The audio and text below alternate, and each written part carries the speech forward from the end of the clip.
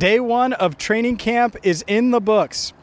Hi again, everyone. I'm James Rapien of allbengals.com. Welcome in to Cincinnati Bengals Talk here at the practice fields across from Paul Brown Stadium. In this training camp update brought to you by Rivertown Inkery and rivertowninkery.com. You're looking for some orange and black gear, you can get it right now at rivertowninkery.com. And look, no Joe Burrow, but that doesn't mean there weren't a ton of fans on hand to witness the Bengals' first training camp practice of the year. I'm going to give you some of my takeaways, and let's start, well, with the wide receiver 4 battle, because I know a lot of people want to talk offensive line, but today, yeah, they had helmets on, not pads, and there wasn't much to draw from the offensive line. Now, Alex Cappa did and was out here. He did get cleared before practice, as we noted and Zach Taylor noted in our video earlier on Wednesday afternoon, but he didn't participate in any of the team stuff, which isn't surprising. I expect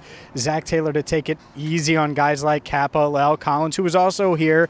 I got a little video that I'll probably share with you at some point of him jogging, but he was in a hoodie, wasn't participating in anything. Kappa was in uniform, did have his helmet, but wasn't going through any of the team drills. Samaje Perine did and was fully back. He was cleared after undergoing a similar core muscle surgery this offseason. But like I said, I wanted to mention the wide receivers, because the wide receiver 4 battle, we've talked about the Odell Beckham Juniors, we've talked about Will Fuller, and heck, I've talked about it. I think Will Fuller, at least on paper, makes a lot of sense. Maybe Stanley Morgan Jr. hurt us, because Stanley Morgan put on a show today. I recall three contested catches during team drills, 7-on-7 drills where he's going up against an opposing corner. I was able to get one that we will include in our highlights, one of the clips of those 3 catches. But the point is maybe he's going to take a step. And I was talking to one of the Bengals coaches earlier this week, and it's like, yeah, maybe they go get a veteran. And he didn't say that. I was saying, I was giving him my opinion. Maybe you guys do, but maybe Morgan does emerge. It's not like he's not a hard worker. I know Tyler Boyd took him under his wing a couple of years ago. Tyler mentioned that last year, throughout the year and throughout the season. Maybe Stanley Morgan takes a step and can assume that 4th wide receiver spot. Certainly off to a good start here in training camp. Another big takeaway is Kevin Huber.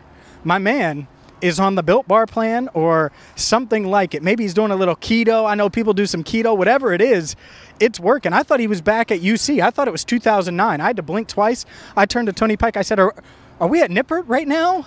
Because that's how Kevin Huber looked. I mean, he looked lean, really in shape, and that's what you want to see from a guy who is, for the first time really since joining the Bengals, battling for his job, and him and Drew Chrisman naturally going head-to-head for that starting punter job. Not much to say as far as their punts go. Holding-wise, both did a good job in the final period, which is when Evan McPherson usually gets the kick. McPherson was 6 for 6.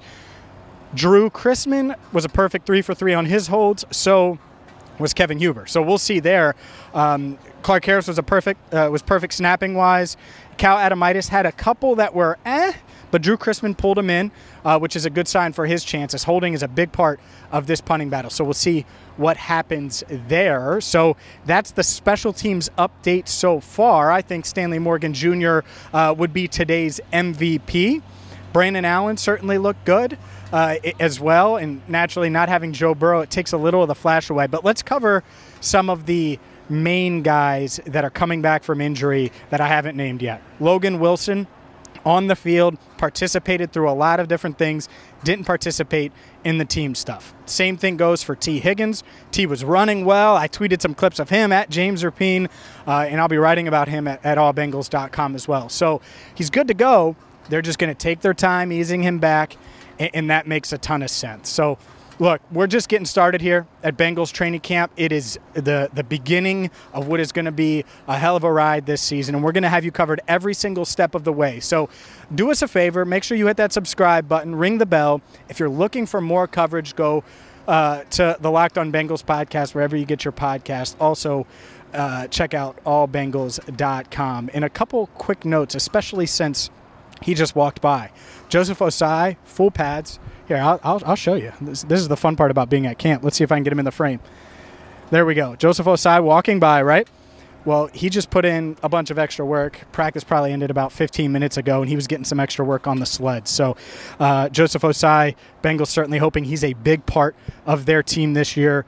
We'll see. But him, Akeem Davis-Gaither, and Jermaine Pratt all getting in extra work, among others, today at the practice fields. So for our channel coordinator, Andrew Fox Miller, I'm James Rapien. Make sure you go to rivertowninkery.com, by the way, and buckle up, because we're going to have a Jamar Chase locker room interview coming your way, a T. Higgins locker room interview coming your way, and not everything is going to be notified. So keep that bell on, but we're not going to be able to notify you on every single video we do, because we're limited on how many notifications, and every channel is here on YouTube, how many notifications we can push to our subscribers. So just make sure you keep it locked right here, because there's going to be a lot of videos that I don't want to slip through the cracks. So until Thursday, this is James Rapien signing off on a Wednesday right here at the practice fields of Paul Brown Stadium on Cincinnati Bengals Talk.